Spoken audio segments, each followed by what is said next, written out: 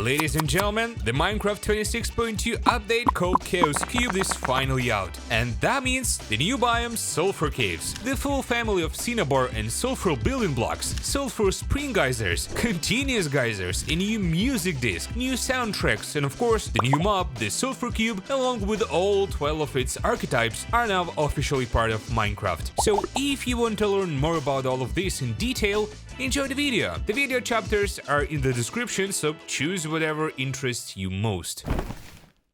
As always, we started with blocks, and if the previous update only had one single block, the golden dandelion, this time the situation is much better. Cinnabar has been added to the game. It's a new building block that can be found in the Sulfur Caves. You can mine Cinnabar even with a wooden pickaxe, and it only takes 1 second. Naturally, since this is a building block, you can craft stairs, slabs, and even walls from it. Besides regular Cinnabar, there is also a polished version, which can also be used to craft stairs, slabs, and walls. Is there a brick version? Of course! And from that, you can also craft slabs, walls, and stairs. The last block in this family is chiseled Cinnabar, which has a spider carved into it. All of these blocks can be crafted on a crafting table, but the best way to make them is by using a stone cutter. Pattern Sulfur is another new block. It can be found not only in the Sulfur Caves biome, but also on the surface. Its texture is slightly different from regular sulfur. When placed under a water source, this block creates small bubbles and releases clouds of noxious gas on the water's surface. They are not dangerous to the player or mobs, they only cause nausea. I should also point out that the noxious gas created by the Pattern Sulfur can rise through non-full blocks, such as scaffolding, as well as through waterlogged blocks. Besides being found in the Sulfur Caves, Pattern Sulfur can also be crafted from 9 blocks of regular sulfur. The main feature of this block is geysers. If you place a magma block under Pattern Sulfur and water above it, a geyser eruption will happen from time to time. But that's not all. If you place a lava source instead of magma, the eruption will be continuous. We'll talk about geysers separately later in this video.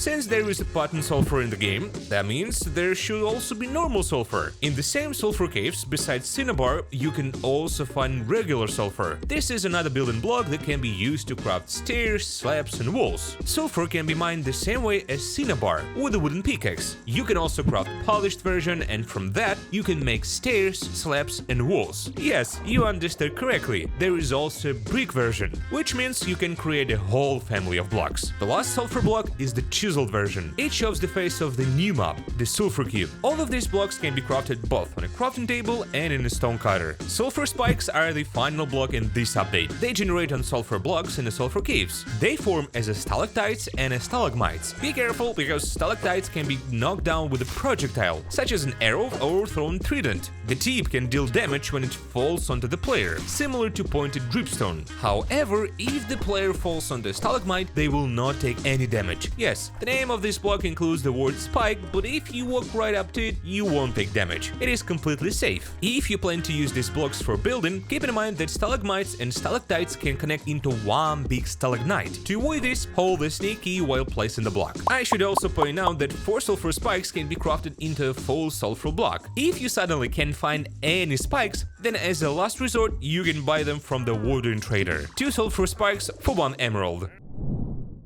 That's it for the blocks. Next up, we have items, and we'll start with the new music disc. The new track for this disc was written by a composer from Spain, more precisely from the wonderful city of Valencia. Her name is Paula Ruiz, but you may know her by the nickname Fingerspit. She has written soundtracks for games such as Many Nights, A Whisper, The Red Strings Club, The Cosmic Wheel Sisterhood, and Gods Will Be Watching. The new track is very pleasant. It's calm and leans more into a lo-fi style. I think if you listen to it, you know exactly what I'm talking about. The items texture slightly resembles the color of the Sulfur Cube, and the disc itself is called pounds. So where can you find this music disc? Maybe as a drop from the Sulfur Cube? Well, it's a bit more complicated than that. First, the player will have to find a mine shaft, but specifically in a Sulfur Caves biome. Then, in one of the minecarts with chests, there is a 42.1% chance for this disc to appear. But there is also a small trick. The contents of the chest are generated exactly when the chest is opened. So you can find a chest like this in regular mineshaft not not open it, move the chest to the Sulfur Caves and open it there. It will work, I checked. And one more detail. If you put this disc into a jukebox and read it with a comparator, it gives a redstone signal strength of 8, the same as C418's stall. As I already said at the beginning, a new mob has been added to the game, the Sulfur Cube. The player can even pick up a big Sulfur Cube in a regular bucket, so this gives us one more item. It looks cute, but I still get the feeling that there's a skull inside the bucket. Since we got a new mob, it also needs its own spawn egg. It looks pretty nice, but in my opinion, the slime spawn egg still looks much cooler.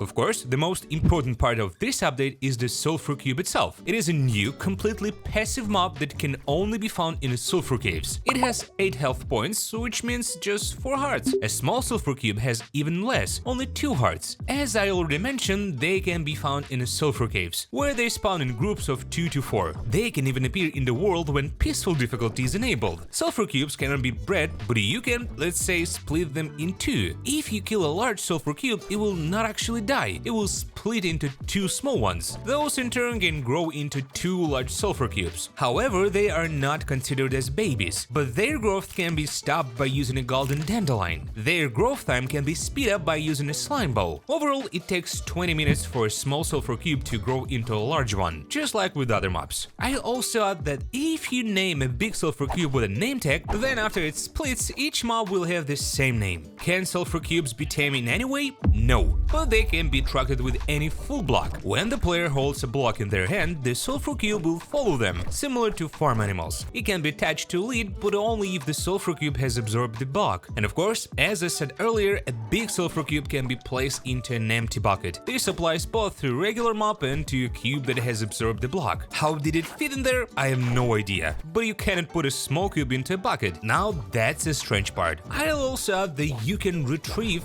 the absorbed block by using shears on a Sulfur Cube. After that, cube regains its intelligence and can go back to living its life. When Sulfur Cube die, they drop a little bit of experience and the block they absorbed, if they absorbed one, of course. A small Sulfur Cube, just like other baby mobs, does not drop anything. Okay, but why were these mobs added to the game? What are they actually useful for? Well, in reality, they are balls. Each Sulfur Cube has its own archetype. This archetype depends on the block that the Sulfur Cube has absorbed. At the moment, there are exactly 12 archetypes in the game. Instead of listing every single block that gives one archetype or another, I'll simply show them on screen. We'll start with the Bouncy Archetype. It can be obtained from wood blocks. It has the highest knockback resistance value. This is a very bouncy block. One hit is enough to make it slide and jump around, and on top of that, it can float in water. The Explosive Archetype is a special archetype with unique properties. It is created when a Sulfur Cube absorbs a block of TNT. So what makes it so special? It's simple. After the TNT is activated, and this can be done with a flint and steel, by simply launching the cube through fire or magma, with redstone, with a cube that has absorbed magma, with a sword enchanted with fire aspect, and in general, there are many ways to do it. It explodes after 6 seconds. Regular TNT explodes after 4 seconds, but if the explosion hits other similar mobs, then their explosion will happen in as little as 7 milliseconds or at most 3 seconds. A Sulfur Cube with the activated TNT cannot be picked up in a bucket, and the TNT cannot be removed from it with shears. After explosion, it dies without creating any small cubes. I should also point out that the explosion damages to player 2. On easy difficulty, it deals 14.5 hearts of damage, on normal 28 hearts, and on a hard 42.5 hearts. However, the damage still depends on the player's distance from the explosion. Yes, you understood that correctly. You can attach a whole bunch of these Sulfur Cubes to a happy gust and recreate that famous nuke meme. The next archetype is Fast Flat. We can get it, for example, by putting a melon inside the cube. The cube will bounce worse, but it will slide better across the surface. Then there is Fast Sliding. You can get it by placing ice inside the cube. In that case, it starts sliding across surface, but it does not bounce. It slides based on ice. The High Resistance archetype is obtained from Soul Sand or Soul Soil. With this archetype, the cube is very hard to knock back, and it does not bounce off surfaces at all, but it still slides. Another special archetype is Hot. We get it from a magma block. Its special feature is that it deals damage to any mob it touches, including the player. The damage is small, only half a heart. However, if the player is wearing boots enchanted with Frostwalker, the damage can be avoided. Naturally, this kind of Sulfur Cube will not take damage from magma. The next archetype is Light. It is obtained from wool, which makes the Sulfur Cube ultralight, causing it to float in the air. The slow bouncy archetype comes from most stone blocks. In this case, the mob becomes bouncy, but overall not very fast. Then there is a slow flat, which comes from ore blocks. The Sulfur Cube becomes very heavy, and because of that, it moves very slowly. But there is also a slow sliding archetype. It is obtained from mycelium, and with it, the mob slowly slides across the surface without bouncing. The second to last archetype is sticky. It is obtained from a honeycomb block. The mob almost literally becomes sticky. It loses the ability to slide and bounce. The final archetype is regular. You can get it, for example, from the dirt block. In this case, the Sulfur Cube slides across the surface and bounces as usual. This may not be completely obvious, but if you throw a potion of invisibility at the Sulfur Cube while there is a block inside it, the Sulfur Cube will disappear, but the block inside it will not. At the same time, Sulfur Cubes with an observed block are resistant to most types of damage: melee and range attacks, falling blocks, even anvils, explosions, unless those explosions come from the cubes themselves, fall damage, freezing, poison, as well as contact with cacti, magma blocks, or sweet berry bushes. They still take damage from fire and suffocation. At the same time, the Wither, Zoglin and Warden cannot damage them. However, the Wither effect from the Wither or the Warden's sonic attack can still kill them. I also add that the Sulfur Cube has a special knockback mechanic, because when it is attacked, it is affected by gravity and physics. The movement trajectory of the Sulfur Cube depends on which part of its hitbox was hit. I tried to demonstrate this visually. The mob's knockback strength depends on the damage it would have taken from the attack. As Uncle Ben once said, the more damage, the farther the Sulfur Cube gets knocked back. If we hit a Sulfur Cube with a spear, it will fly farther than from the regular punch. At the same time, weapons enchanted with knockback or punch will add extra power and momentum to the launch. In any case, it's worth trying each archetype in the game yourself. That way you'll understand much better how all this actually works in-game.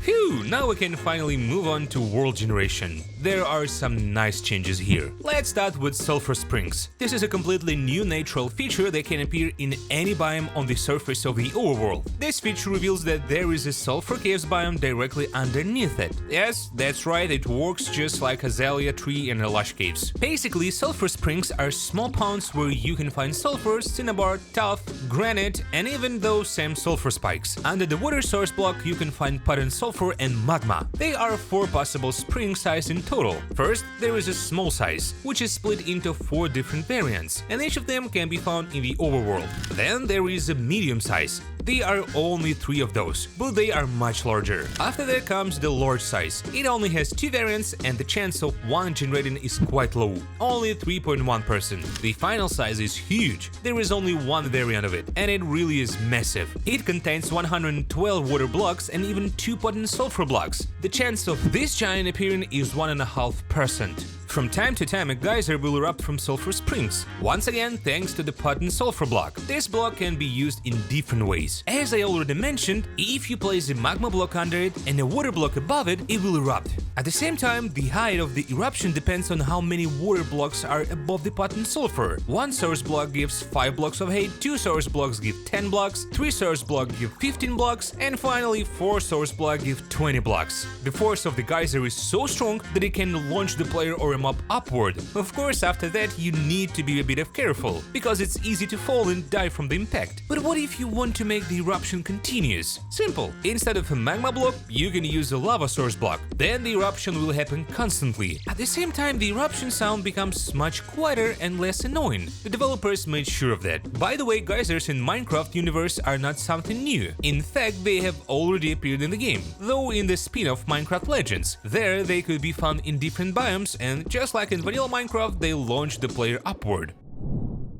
Sulfur Caves are a new underground biome in Minecraft. This biome is made up of sulfur and cinnabar blocks, and it is inhabited by sulfur cubes and cave spiders. Of course, other hostile mobs can be also appear in this biome, but the unique ones are the sulfur cube and the cave spider. Very rarely, sulfur caves can generate on the surface. This happens because of the weirdness parameter. Yes, Minecraft actually has a thing like that. It determines how strange and unusual biomes can be. When this parameter reaches a value of -1, the cave generates directly on the surface, and it looks both very unusual and beautiful at the same time. In this biome, you can find Sulfur Pools. Yes, Sulfur Pools and Sulfur Springs are different things, and overall they look different too. Sulfur Pools are small bodies of water completely surrounded by sulfur blocks. At the bottom of these pools, you can find potent sulfur. It creates bubble particles and produces clouds of noxious gas, which apply the noisy effect for 3 seconds. Magma blocks do not generate under the potent sulfur here, so there are no geysers. Finally, after several updates, a new advancement had been added to the game. It is called Uh-oh. To complete it, a Sulfur Cube needs to absorb a TNT block. There is nothing complicated about it. You just drop the block or use it on the Sulfur Cube, and the advancement is yours. A new in-game death message has been added. It sounds like this: player died because not just the floor is lava. You can get it if you die from the Sulfur Cube that has a magma block inside it. You could say this is a reference to another message, which appears when the player dies from a regular magma block. In that case, the message says, player discovered the floor was lava.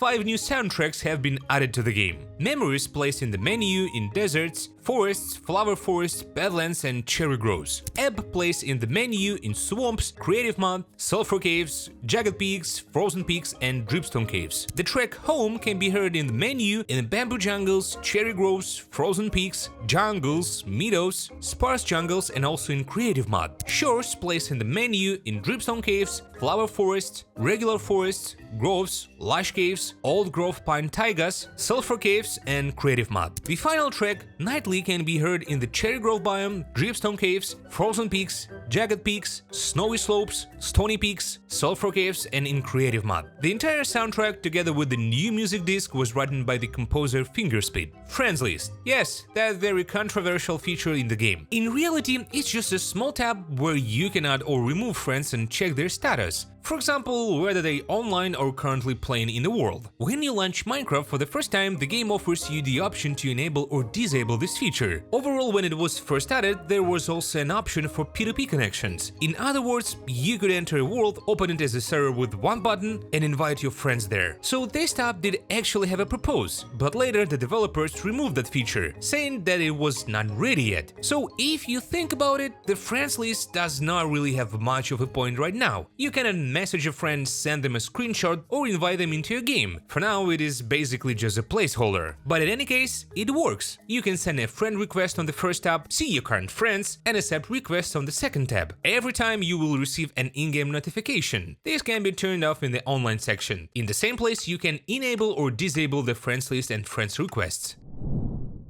Vulkan support has been added to the game. Originally, Minecraft uses OpenGL, but this API itself has been outdated for a long time and is no longer being updated. However, as I understand it, there are certain issues, and many PCs and laptops may not support Vulkan. That is why OpenGL has not been removed. Although there is a good chance that by the end of the year, Minecraft will fully move over to Vulkan, and those same vibrant visuals will appear in Java Edition. Even though the game launches with OpenGL by default, nothing stops you from going into the video settings and switching the graphics API to Vulkan. Just a warning, for the changes to take effect, you need to restart Minecraft. Overall, there is a small FPS boost in the game, especially in very complex areas with lots of entities and block entities. Bats have become bouncer to much better condition. Previously, the bounce value of bats was 66%, and now it has been increased to 75%. Signs and hidden signs now use a block model instead of a built-in entity model. As you know, chickens have different temperaments. This does not affect their behavior in any way, only the sounds they make. So the picky chicken variant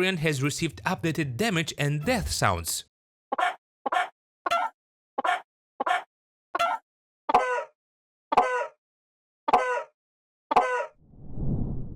And what update will be complete without a new panorama in the main menu? This time we can see the Sulfur Caves biome, several Sulfur Cubes, and of course Sulfur Spikes. To be honest, I don't really like this version. I honestly don't understand who thought it was a good idea to make the panorama this dark. You can't see anything. Although if you switch to better condition, the panorama there is also dark. Sure, there is at least a bit of light, but that's not the main point. When you enable vibrant visuals, the panorama changes completely. It becomes bright, beautiful, and full of Light, a little unfair. The developers decided to make cheating in hardcore mode more difficult. Previously, after death, the player was moved into spectator mode. This was done so you could feel nostalgic and look around your world. But there was a way to go into multiplayer, enable cheats, open the world to LAN, and switch back into survival mode. In the new version, you can't do that anymore. The buttons are blocked by default. Yes, nothing stops you from going into the world folder and changing the NBT text, but in any case, this is still progress. On top of that, after death, the restriction on loading new chunks in spectator mode no longer turns on like it did before. So now, even without cheats, you can still make your way back to your base. Of course, there was also many technical changes in the game, so to speak, under the hood. You can read about them by following the link in the description. I don't understand many of them well enough, so I do not even dare to explain them and risk misleading you. And some changes are very minor. For example, the ear texture on baby hoglins and zoglins was fixed, because before this it was mirrored incorrectly.